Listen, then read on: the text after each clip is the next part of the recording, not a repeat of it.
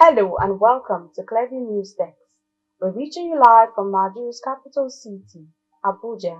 I'm Florence Joshua. The Salah holiday this Tuesday stalled judgment by a federal high court, Lagos, against the convicted socialite Idris Okuneye, popularly known as Bobrisky, over Naira abuse. Bobrisky was prosecuted by the Economic and Financial Crimes Commission (EFCC).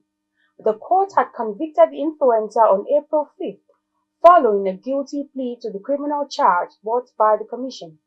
The court, however, reserved the sentence until April 9th, today, but ordered that Bobrisky be remanded in custody of the EFCC pending the sentence. However, the case could no longer proceed following the declaration of Tuesday, Wednesday and Thursday as public holidays by the federal government to mark Salah. The court will communicate a new date to both parties involved. A Sokoto Muslim cleric, Sheikh Musa Lukwa, this Tuesday led his followers to observe Eid prayers. Meanwhile, the Sultan of Sokoto, Alhaji Saad Abubakar, had on Monday declared Wednesday as the day of Eid el-Fitr. The Sultan, who is the President General of Nigeria's Supreme Council for Islamic Affairs, said the decision followed the report of national moon sighting committees across the country, which confirmed the non-sighting of the new moon.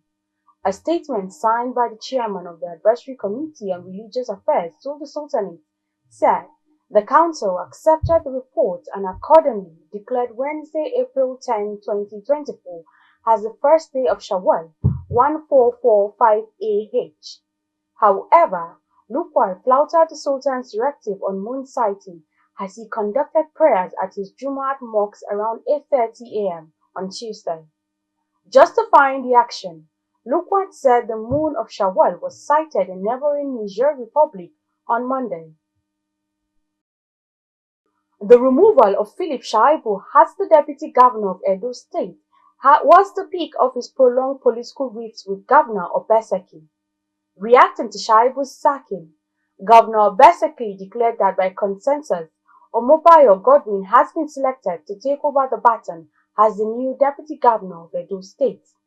Godwin, a former Labour Party member who lost the 2023 House of Representatives election for Akoko Edo Federal Constituency, was sworn in on Monday. The former deputy governor has a prolonged political feud with Governor Obaseki over his governorship ambition, which the governor did not support. This has always been the scenario in many states of Nigeria. Governors don't always find their deputies qualified enough to succeed them or even play prominent state roles in their absence. This forms the high point of our news commentary titled, "Do we need deputy governors in Nigeria?" Who are the deputy governors in Nigeria? By that, I am speaking about their antecedents, achievements, and how much we know about each of them. Also, how many times has a deputy governor succeeded his principal, the governor, after 8 years at the state government house since 1999? The apparent reasons for the choice of deputy governors are political. This factor is mainly dictated by considerations like geographical balance, usually based on the person's origin, including tribe or senatorial district, gender, religion, or the popularity and electability of the prospective choice.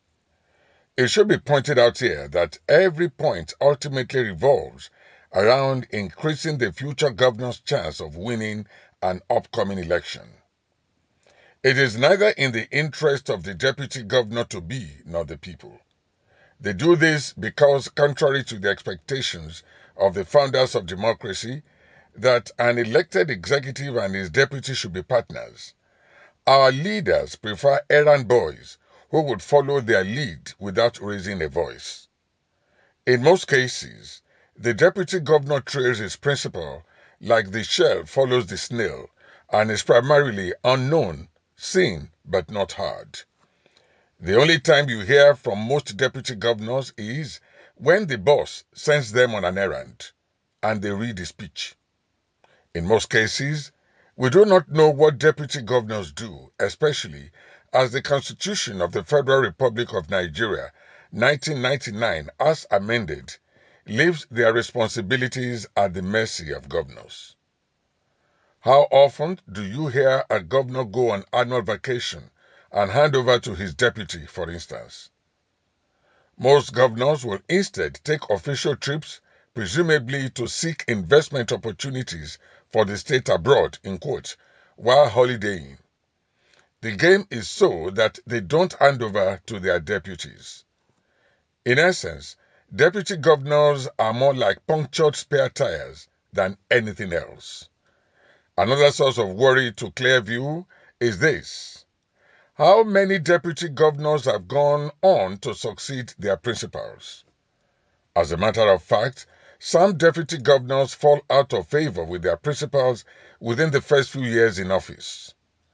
On those occasions, the governor mobilizes for his deputy's impeachment before the end of 4 years. On the rare occasions that this fails, they create a frosty relationship and replace the spare tire in quote, for their second term. For instance, as governor of Lagos State then, President Bola Tinubu had 3 deputy governors in 8 years.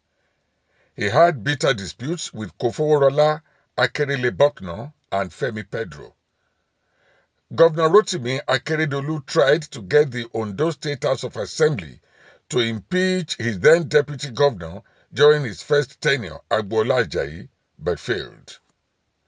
He after that cut him off the government structure and chose Lucky Ayedatiwa for his second term, who, sadly, was at daggers drawn with him until he, Akeredolu, died. Now back to the question of succession. But for the accidental instances of Dr. Goodluck Jonathan of Bayelsa and Dame Virginia Itiaba of Anambra States, respectively, the immediate past governor of Kano State, Dr. Abdullahi Ganduje, will be the only deputy governor who made it to becoming governor. Check history. Even then, he didn't have his principal's endorsement, Rabiu Musa Kwankwaso. His ambition and eventual ascendancy marked the outset of the hostility between the two. So, why has it always been impossible for deputy governors, especially those who have spent 2 terms with their governors, to become governors or at first governorship candidates after their principals? Ideally, if the choice of a deputy governor is determined by competence and capacity, a governor interested in the development of his state and confident about the impact of his tenure should proudly present that deputy. He will be handing over to a competent person with a deep understanding of and capacity to carry on with his vision. This transition would even eliminate policy somersaults. So, why are the Godwin Obasekis, Yahaya Bellos of this world, and so many other governors cannot support their deputies to take over from them? Clearview News Desk believes that the first reason is the selfish nature of Nigerian leaders. If you weren't sure of an individual's capacity, would you choose him and waste state resources on him for 4 or 8 years, as the case may be? Experience is a significant determinant of people's performance in government. How then do we allow the experience acquired by deputy governors to go to waste? The answer is that governors get so used to the advantages of their office that they would rather do a third time by proxy than allow a deputy governor who knows where the dead bodies are buried and whose loyalty they cannot rest assured of succeed them. It doesn't matter if he was the best for the state. It is the same thing with deputy governors who aspire to be governors. It is never about the people. Desperation is about the self. It is about the exposure to and likely access to the enormous powers of the governors. The respect he gets from everyone, his license to disburse resources as he pleases, and his ability to behave like a teen god, controlling kings, the legislature, and the judiciary in a totalitarian manner. When they see that the governor is incapable of supporting their ambition, they throw caution to the wind, institute court cases, cause disaffection amongst the cabinet, and do all things possible, including defecting to another party to get the ticket. It then becomes a free-for-all in which the governor takes off the gloves and rolls out all his arsenal in an offensive against the deputy governor and his ambition. Both sides do not care whether the people and democracy suffer in the process. In Edo State, Philip Shaibu is now destitute and down on his knees. The other day, he was locked out of his office and then deployed to some sub-area of an office. He has been stripped of his media crew and subdued into withdrawing the suit he filed in court. He started begging, even as the governor allegedly insisted that he must drop his ambition as a minimum requirement for clemency. The situation in Ondo then, between late Governor Akeredolu with the then Deputy Governor Ayedatiwa, got to a stage where he, Ayedatiwa, got a court order prohibiting his impeachment. So, of what use are deputy governors treated like minions by their governors? In some instances, deputy governors extend subservient courtesies even to governors' wives in the name of survival and ambition. The subjugation is just debasing. Yet, it only makes sense that governors elected by the people have deputies. If only for the mortality of every man, there must be another competent person to steer the ship of state in the event of unforeseen circumstances. However, given the mercantile attitude towards politics and governance in Nigeria, only a constitutional prescription of the duties of deputy governors may help the country reap the benefits of those offices. Executives in Nigeria are too self-absorbed and avaricious to respect the conventional essence of a deputy's office. There is no deputy governor in Nigeria that has a defined role in the governance of his state. And this is so sad.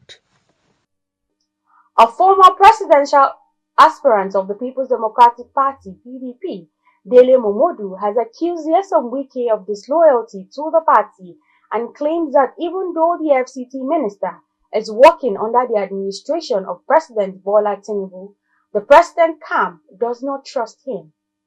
Wike, a former governor of Rivers State, backed Tinubu of the All Progressive Congress (APC) in the 2023 presidential election due to a tussle with the leadership of the PDP over the party's decision to fill Atiku Abubakar from the northern region as its flag bearer for the exercise. He was later appointed FCT minister but has yet to leave the PDP. The party has not sanctioned him despite calls for such, but Momodu, a publisher, berated Wike for his stance and accused him of trying to destroy the PDP. Speaking on a national television, Momodu declared that Wike feels he is fooling Tinubu and his people, but Tinubu's people know him very well. There is no Nigeria today who does not know that Wike cannot be trusted in any matter, especially if it affects his interest in power. For him, power is everything. Power is everything, Momodu insisted.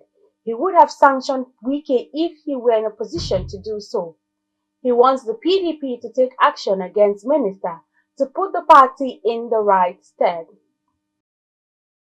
You can follow up on latest events and happenings around you via social media platforms on Facebook, Instagram, and YouTube at Cleric News Text or via our handle on X, formerly known as Twitter, at Cleric Online.